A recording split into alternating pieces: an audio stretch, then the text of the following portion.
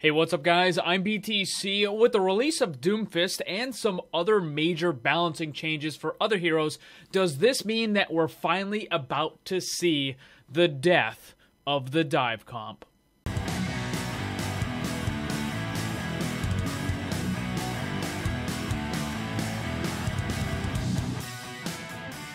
The current meta is dive comp, but very soon that might be going away.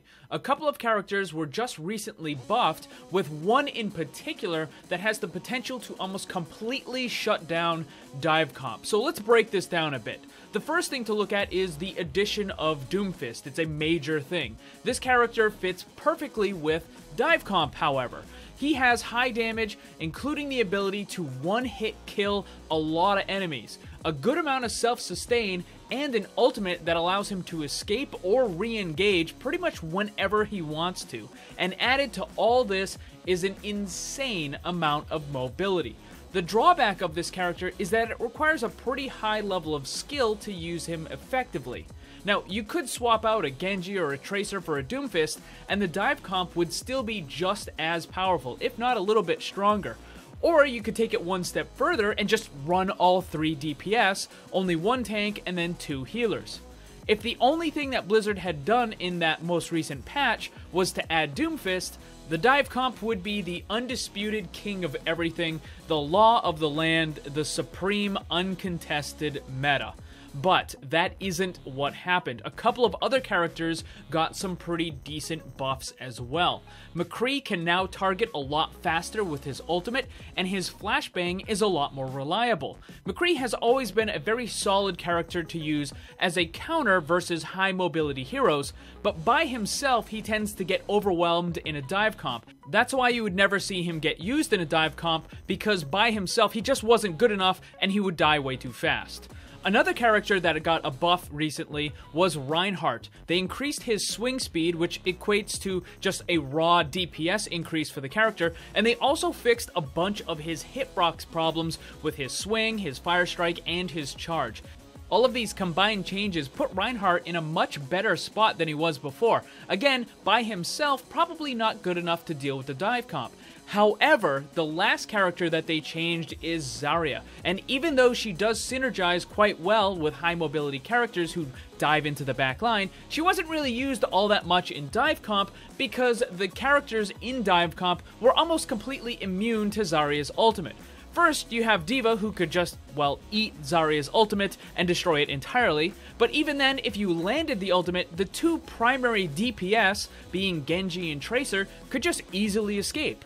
Both Zenyatta and Lucio could simply use their ultimate to counter. Really, the only hero in the dive comp that was in trouble from the Graviton surge was Winston, and using Zarya's ultimate, which takes a little bit of time to charge up against only one character, wasn't really worth it. There was some other problems too, where Zarya's playstyle tends to be a little bit too slow to be effective in a dive comp. She needs a little bit of time to build up that charge so she can start dealing a lot of damage, and with the dive comp, usually the fights would start and end really quickly, and Zarya wouldn't be able to build up enough charge to really be all that effective. So the major change that Blizzard made that kind of flips the table on the dive comp has to do with Zarya's ultimate Graviton surge, where before, a lot of characters could easily escape it, including the 2 main DPS of the dive comp, namely Genji and Tracer. They could just easily escape it before. They would almost never die, right? But now, almost nothing can actually escape the Graviton surge. Only a couple of characters, Reaper and Orisa, are really able to escape the Graviton surge. And so now, when that is used against a dive comp, it is way more powerful, because now, yes, the Zenyatta or the Lucio could still use their ultimate to kind of counter it out, but if those ultimates are not available, the entire dive comp just gets obliterated. So the recent buffs to McCree, Reinhardt, Reaper, and Zarya mean that the game might be able to slow down a little bit. Even Doomfist, who is generally considered a high mobility attack dive character, could help the game slow down a little bit, and that seems kind of weird, but the thing is, Doomfist is really good at defending his back line. So those Genji and Tracer players that are going back there to try to hunt down your supports, Doomfist can kill them in one hit, and that means that the enemy team is going to have to be a lot more careful, so the whole game, both teams will have to slow down a little bit more. And it's kind of weird because you would think, Doomfist would kind of speed up the pace of the game when he actually has the potential to do just the opposite. So it's very possible that we could see the meta moving back towards something that's more standard, for lack of a better term. Something like a Reinhardt and a Zarya for the tanks, McCree and one other flanker for DPS, I'm guessing probably a Doomfist, and lastly, you would have 2 supports on top of that. Now, what those 2 supports could be is actually kind of up in the air a little bit, as a bunch of different combinations could work, but if you're gonna have a lineup like that, I'm thinking Ana and Lucio are probably gonna be the go-to characters again. Now, of course, everything I've said up until here applies mostly to the pro-level scene. For the competitive ladder, it's a bit of a different story.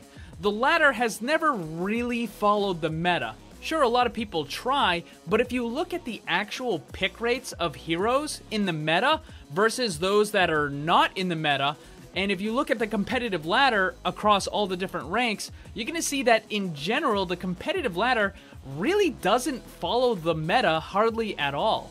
So what can we expect to see in the next coming weeks? Well, for the average player, I think you're going to see a big surge in the Doomfist players. Obviously, this should go without saying because it's a new character and people are going to want to use it. But because of that, I think there's going to be a bunch of other picks made specifically to counter Doomfist. McCree being one of the main ones. But I think it's going to also see a rise in Torbjorn players as well, at least for the diamond bracket and below. That's because while Doomfist has a crazy amount of mobility, none of it is meant for defensive purposes. It's all meant to attack stuff. Both Genji and Tracer have abilities that allow them to deal with or avoid a turret, but Doomfist kinda doesn't. I mean, yeah, you can use your Rocket Punch to quickly get out of the way, but then you have nothing left to attack with. If there's a turret for Doomfist, the only thing he can really do is just try to avoid it as best he can. So it's a really good method of shutting down a zone, an area that Doomfist simply can't really go into. So my prediction for the meta in general, at least at the high level of play, is that we're going to see a brief surge in the Ultra dive comp, possibly using those 3 DPS that I mentioned before. But after a short amount of time, I think that more traditional lineups are going to start getting popular again, and we're going to move into the anti-dive comp meta, or just a slower, more traditional lineups in general. Now, I plan on making another video going more into this and what the meta really means for the average player, so make sure you subscribe so you don't miss any of it. So what do you guys think about the possible new meta? Let me know down in the comments below. Also, don't forget to check out my Discord server where you can join the community and find other players to group with. The link for that is in the description. Thanks for watching. Hit that like button. Remember, always blame the controller because it's never your fault. Also, special thanks to all my Patreon supporters for helping to make this all possible. If you'd like to see what kind of cool rewards you can get for supporting the channel, check the links on screen and down below.